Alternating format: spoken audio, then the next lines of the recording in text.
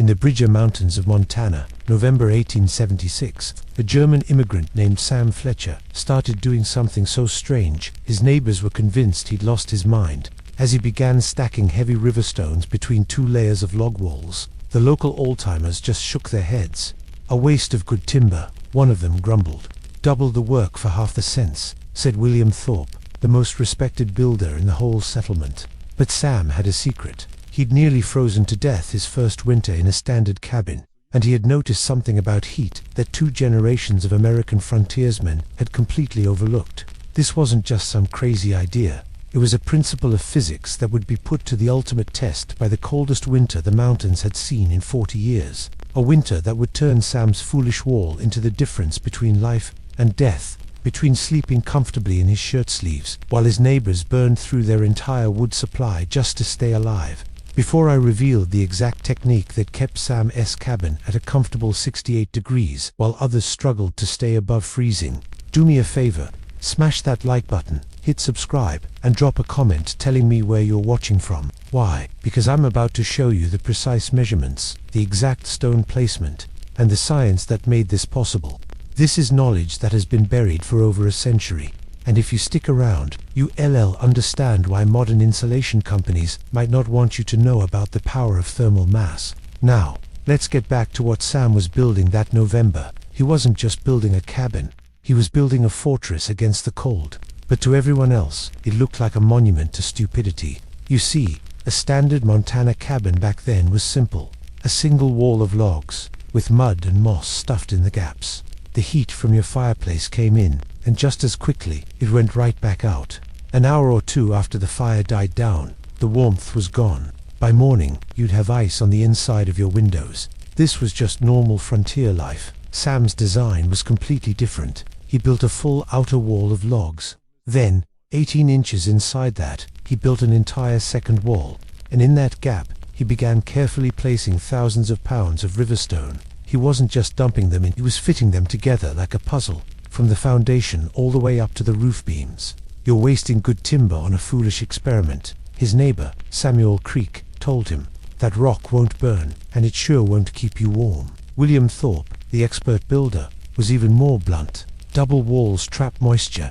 You'll have rot by spring and mold by summer. The mountains don't reward cleverness, they reward what's been proven." Thorpe had a point. His cabins stood for decades. His methods worked, but Sam didn't argue. He just kept stacking stone. He chose dense granite from the river and sandstone from a nearby ridge, specifically for its ability to hold heat. Each stone was placed to maximize contact, creating a solid, continuous thermal mass. He even stopped the stone at 7 feet high, the exact height where a human body radiates the most heat while sleeping or just moving around.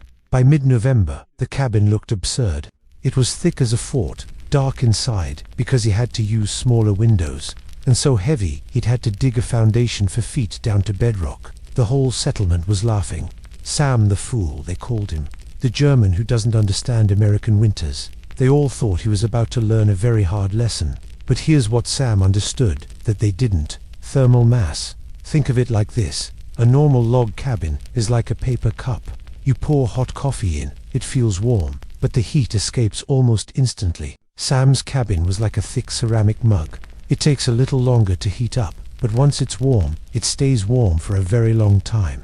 Wood is a pretty poor insulator and doesn't hold much heat. Stone is different. A cubic foot of granite can store nearly 3 times the heat energy as the same amount of wood. Sam had placed about 8,000 pounds of stone in his walls. Once those walls were heated up, they would continue to radiate warmth for 6 to 8 hours after his fire went out completely. But the real genius was the double wall design.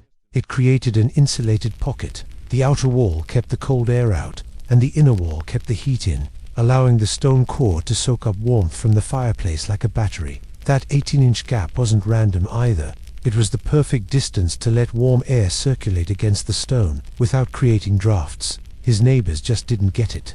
When Sam tried to explain that the stone remembers the heat, they thought he was crazy. "Rock doesn't remember anything," Creek said. "Rock is cold, and it will make your cabin cold." Thorpe agreed. "I've built stone fireplaces for 30 years. Stone pulls heat out of a room, and they were partially right. A cold stone will absorb heat, but that was the key. Sam needed to charge his stone battery. For 3 straight days, he kept a continuous fire roaring in his stove. His neighbors saw the constant smoke and just laughed harder. "He'll be out of firewood by Christmas," one of them said. Sam just kept splitting wood and waited for winter to deliver its verdict. On December 18th, 1876, the temperature began to plummet. By sunset, it was just 4 degrees. By the 21st, the valley was locked in a brutal cold snap. The morning temperature was a bone-chilling -22 degrees Fahrenheit. With the wind, it felt like -45. This wasn't just uncomfortable, it was deadly. Livestock froze in their barns. Water buckets turned to solid ice inside the cabins. Across the settlement, families were burning wood at a desperate pace. Samuel Creek's well-built cabin struggled to stay at 38 degrees. His youngest daughter got frostbite on her toes, inside the house. William Thorpe's place was a little warmer, around 45 degrees, but he was burning through his entire winter wood supply at a catastrophic rate. He ran out completely by early January. Before I tell you what was happening inside Sam's cabin, do me a favor. Hit that like button if you're finding this incredible, and if you haven't already, subscribe and comment below with the coldest temperature you've ever experienced, because what I'm about to share goes against so much of what we retold about home building today, and the numbers are just staggering. On the coldest night, December 23rd, the inside of Sam Fletcher's cabin was a cozy 64 degrees Fahrenheit. His fire had been out for 4 hours. The stone walls, now fully charged, were slowly releasing their stored heat back into the room. By the time Sam woke up to relight his stove, the cabin had only cooled to 56 degrees. It was a staggering 26 degrees warmer than his neighbor's cabin, and he was using less than half the firewood. He wasn't just fighting the cold. He was using the cold's own principles against it. He had built a home that worked with physics, not against it. While his neighbors shivered, burning through their resources just to survive, Sam Fletcher sat comfortably in his shirt sleeves, proving that sometimes the craziest idea is actually the most brilliant. One morning, just before dawn, a man named Samuel Creek knocks desperately on his neighbor Sam's door. As the door opens, Creek is hit by a wave of warmth. He just stares, speechless. Inside, Sam's cabin is comfortably warm, even though the fire died out hours ago.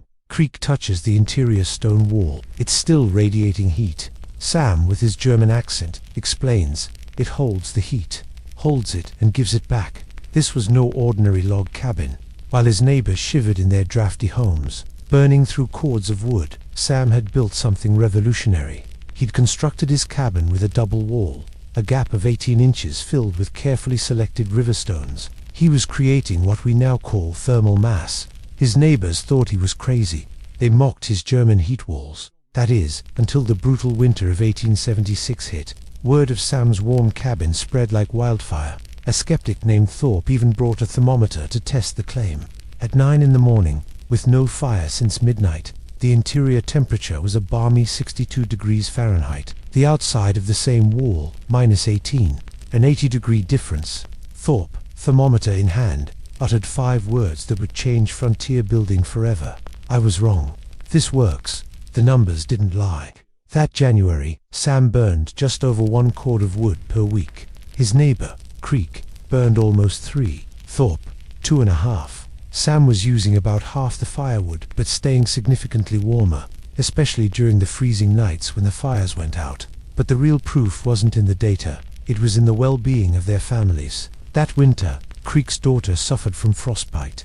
Other families reported similar cold-related injuries. Sam's family, they slept soundly and woke up warm, completely untouched by the brutal cold. They weren't just comfortable, they were safe. By the time spring arrived, Sam wasn't the crazy German anymore. He was a genius. 17 families lined up, asking for his secrets. How thick should the walls be? What kind of stone works best? Sam shared everything freely. He drew diagrams, explaining that dense river stone was better than quarried rock, and sandstone released heat more slowly than granite. He stressed that the walls had to be airtight, or the stored warmth would just leak away. The next summer, the valley was filled with the sounds of construction as 9 new cabins were built using Sam's design. William Thorpe, the former skeptic, became its biggest champion. He even added his own improvements, like strategic air gaps to control airflow and layering different types of stone to optimize heat storage and release. By 1880, Dozens of these Fletcher walls dotted the landscape, spreading to Wyoming, Idaho, and the Dakotas. Yes, they cost about 30% more to build, but they cut firewood needs in half, and, most importantly, they saved lives. Sam Fletcher lived out his days in the very cabin he built, passing away in 1903. That cabin, partially preserved, still stands today. It's a monument to a principle modern science has rediscovered and given a fancy name: passive solar thermal mass design. What Sam understood from intuition and tradition, his neighbors dismissed as foolishness. He knew that surviving the cold wasn't just about making more heat. It was about capturing it, storing it, and letting it go when you needed it most. Those stone walls weren't primitive. They were sophisticated thermal batteries, operating on principles now taught in engineering schools. Tragically, this knowledge was almost lost. By the 1920s, cheap lumber and new insulation materials made these labor-intensive stone walls seem obsolete. Why haul thousands of pounds of stone when you could just staple up some fiberglass? The answer is simple. Insulation only slows heat loss. It doesn't store heat. A modern home heats up fast, but it also cools down fast. Sam's cabin heated slowly and cooled slowly. In a survival situation, that slow cooling is the difference between life and death.